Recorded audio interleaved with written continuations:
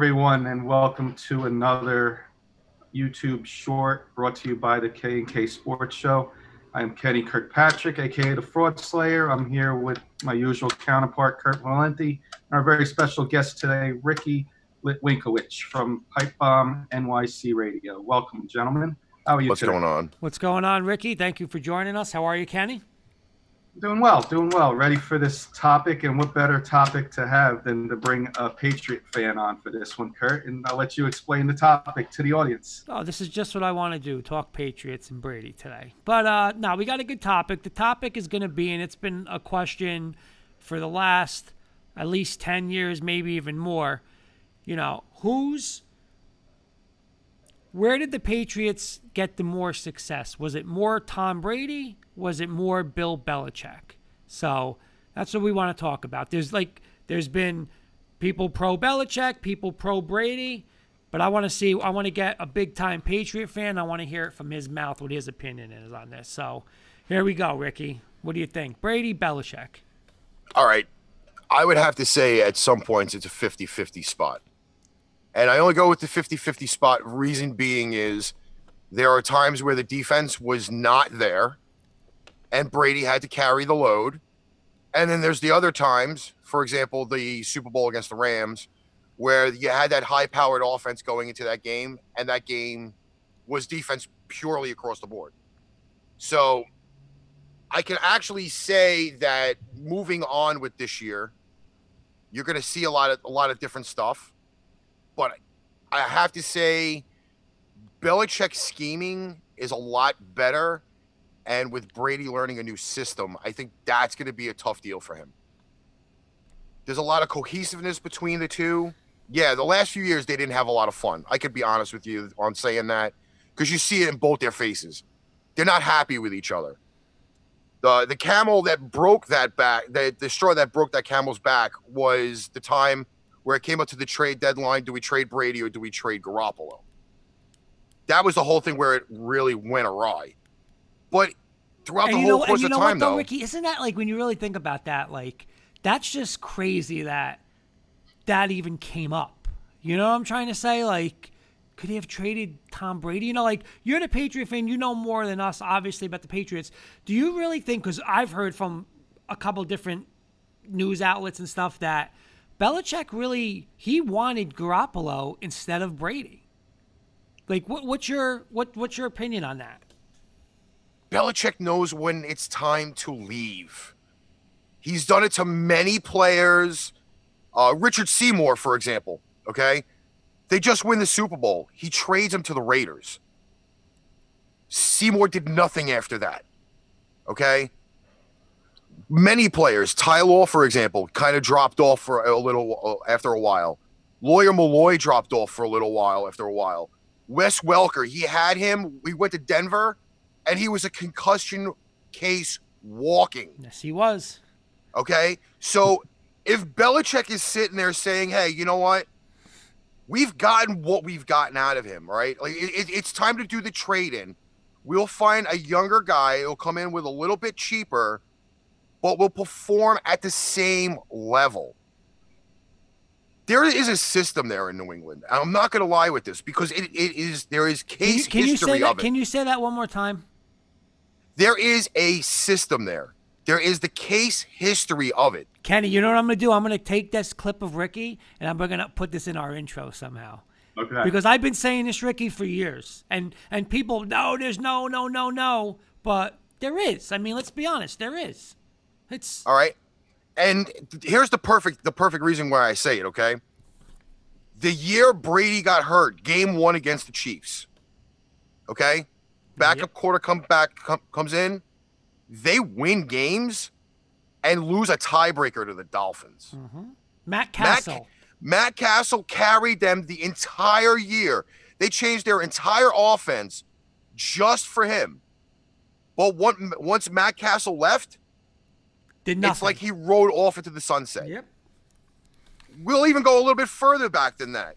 Drew Bledsoe gets killed in the game against the Jets with Mo Lewis, right? And now here comes the Brady era. Bledsoe did nothing in Buffalo. He did nothing in Dallas. That was already the start of the blueprint right there. Okay, corner defense, for example, Asante Samuels. Okay, gets his big mega contract with the Eagles, does nothing. The trend is there. If Belichick sees something that's not going right, or he's like, you know what, it's time to stop beating this dead horse, even though it's been to its full potential, we're gonna cut ties and let it go somewhere else. And I feel at some points, Belichick thought about that about Brady when they traded Garoppolo a few years ago. He's like, you know what, I'm starting to see that decline of what's going on. Brady's getting happy feet. He's getting his butt kicked every week because he's getting hit from an offensive line that can't protect Casper the Ghost, for Christ's sakes. But I'm telling you, though, like, he kind of saw that. I mean, it fueled Brady for the next 2 out of the 3 years, but you steadily saw a little bit of decline every year. His completion percentage was down. He was getting sacked like crazy because there was no offensive line. And there was pretty much no talent as usual. I'll put that in quotation marks. There's no talent really around Brady. So at some point, you know, he was at that point of saying, hey, you know what? Maybe it is time for him to go. But now, you know, kind of screwed the pooch a little bit because now Garoppolo's in San Fran. And there was really nobody to sit there and put behind Brady. Even logistically in the free agent market, there was nobody to put him behind there. So, yeah, I mean, Belichick knows what's going on. On the other hand, Brady did get fueled for that last 3 years, 2 consecutive Super Bowls, and then the clunker against the Titans. But you can see there is a very, very big decline going on right now. So I can tell you. So Ricky, I want to stop you for one thing because my co-host, Mr. Kirkpatrick, has been on the record for the last couple of weeks. He's going to be the MVP. He's going to light it up. He's going to have 5,000 yards. I mean, I'm saying to him, it's not that I don't like Brady, but I just don't see him being like 10 years ago, Tom Brady, you know, putting up 48 touchdowns. And I mean, I don't know. Kenny, you're agreeing with that, right? You think he's going to blow up this year. In my defense, I never said 5,000 yards. You're throwing those numbers out there, but I will say this. You give Brady, if anybody says Winston's better than Brady, they better be in a psych hospital right now because they're crazy. Okay? You have Tom Brady, if he throws half the interceptions than Winston did last year with those weapons that you give him, that's my argument. My argument is give Brady will get 4,000 yards in that offense. Evans, Godwin, you throw Gronkowski in the mix now.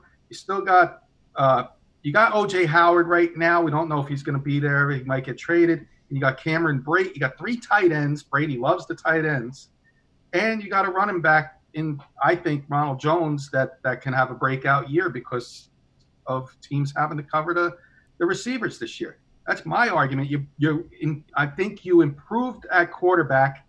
And what nobody talks about with the Buccaneers is they were a top 5 defense last year. That's my argument. But Ricky, go ahead, Ricky. That's where the numbers kind of don't disagree with me at all. Okay. That secondary got picked apart a ton. Okay. They got picked apart a ton. Yes, they were great against the run, but against the pass, they were horrible. Okay. Running back by committee down there, I don't agree with that once at all. I've never been a really great person with running back at committee, even with the Pats. Okay? I've never really been great with that. If you've got a stud running back, that running back is there 3 downs a drive. Okay? He's there first, second, and third down, hands down. This whole setup reminds me of that all-star Philly team that they put together a few years ago. And the team went 8-8. Okay? They had receivers, they had offensive line, they had running backs, they had a secondary like no other, a front 7 like no other. The team went 8-8. Okay? This seems like that same blueprint from Philly. All the hype, and I guarantee you down the stretch, you're going to have a Gronk injury because he's down 35 pounds from normal weight. Okay? That makes him even more fragile than he was before. I'm not counting on him for a full season. Their offensive line is still in a state of flux because they went out into the draft and drafted offensive linemen to fill into holes to supposedly protect Brady. Okay? That division in itself, okay? If Atlanta's defense is healthy, that's trouble. New Orleans defense, that's a solid defense. That's trouble. You now look at a rebuilt Carolina Panthers defense. Ooh, trouble. There is no way in hell you're going to be able to protect Brady with 5 guys and have 5 guys out in patterns all the time. Right. See, but Ricky, I think honestly, and listen, I know it firsthand from Peyton Manning. He came in Denver and the 2012, and it was the light them up. Here we go, 5 wide. But you know what? 2015. Don't get me wrong. They won the Super Bowl because Peyton Manning, but Peyton Manning used this, not this. It was ball control, double tight, run the ball. There's no way, like you're saying, you're not going to have the guy, he's what, 40 whatever, standing there blocking 5 guys with a revamped line coming off the edge on him. They're not going to do it. They're going to run the ball, play action. That's what they're going to be this year. He's not going to be putting up 40 But see, that's touch. I can't see it. I really can't. But here's my other argument to it all. Brady had a lot more freedom in New England. He's not going to have that same freedom in Tampa. Okay? The coaching staffs are 2 total polar opposites. Bruce Arians runs that ship. Okay? The offensive coordinator's name is really just like off the top of my head right now. But that guy calling plays for Brady? Byron Leftwich. Byron Leftwich, okay? Byron Leftwich is not Josh McDaniels. No. Okay? The coaching staffs are tremendously different. Arians, and I guarantee you Brady, through 5 games, are going to be hunky-dory through. When they get down a tough stretch, I guarantee you see them arguing on the sidelines. There is going to be some type of confrontation, guaranteeingly enough, whether it's with Brady and Arians or Brady and Leftwich, because, again, McDaniels and Belichick built systems for Brady. I love this voiceover, Mr. Kirkpatrick. I love it. Well, no, I'm going to tell you right now. I admit when I'm wrong. I respect 100% Ricky's take on this because I did not hear from a Patriot fan. I'm hearing from a Bronco fan. So yeah, we were disagreeing, but now hearing this from a Patriot fan, I'm looking at it more differently. Yeah, it is a system, you know, and not that it's bad. I mean, listen, that system worked for you as Patriot fans. I mean, you guys you're the smartest guys in the room, you know. Still think they're going to be a little better than last year, but I was saying they're going to go to Super Bowl, but now I'm taking those words back right now. You gotta understand though, and again, I'll use Peyton Manning for an example. Okay, the system he had in Indy was built for him in Indy. Mm-hmm. Okay, I don't agree with half the plays that they had in Indy, but at the same time, when he went to Denver, he had tons of weapons. He had running backs galore to take the pressure off. It set up play action a lot better. And he had wide receivers weapons. Brady now is getting weapons, and we can kind of use the Randy Moss experiment as one weapon, but that was only one. Brady's going to be sitting there having arguments with receivers. Yo, I need the ball. And I can guaranteeingly tell you, between Mike Evans, Godwin, and God forbid that I'm saying this guy's name again because I hate saying his name, if they somehow miraculously sign Antonio Brown, there are 3 ego trips going to be there. Oh, and let's throw Gronk in there because he's going to be an ego trip. You're going to have there are going to be tremendous arguments everywhere, and that's where it happened in Philly. There was the ego trip where the all-star team of the NFL, we're going to go 8-8. I'll tell you right now, I don't see Tampa more than 9 wins. I don't see it. Good point. I'm seeing it differently now too, to be honest with you, Kurt. I've always said, listen, it's a tough division, and you know what? Like, you just can't. I just personally can't just go and say, Right. he's got these weapons, but you better protect this guy. I mean, you look at that Tennessee Titan game last year, that playoff game, and I think, you know what? That's the formula. You know what? They basically said, listen, Sony Michel's not going to run the ball. Tom Brady beat us, and he couldn't beat you. He couldn't win at home against Tennessee. And you know what? That blueprint now is going to go right when they go up into Tampa and say, what did Tennessee do? Okay, Tennessee, you know what? Like, I don't know. That's my opinion. You brought up two great points that I mentioned. I kept mentioning the defense, and Ricky said, no, the secondary was getting torched last year, and that's a great point. And my argument was, you're not going to get 30 interceptions from Brady, and now you got all these receivers. But, listening to Ricky more and more about a system, yeah, I'm starting to see that it was a system in New England, more and more a system in New England. And this is why we have our guests on. It's great. And here's the number. I'm not exactly sure of the statistical number, but the Patriots have a better winning percentage without Brady. Wow. Even for a small sample size, they have a better winning percentage without Brady. The 11-5 year that they had with Matt Castle, and then the other 3-1 run when they had Garoppolo and Brissett. Yeah. Yes. So there's this sample size saying that it is a system. A player does make a system, but guaranteeingly enough, when a system is re-evolved for another player, it works. Yep. We got about a minute left, Ricky. I got a question about this year's Patriots.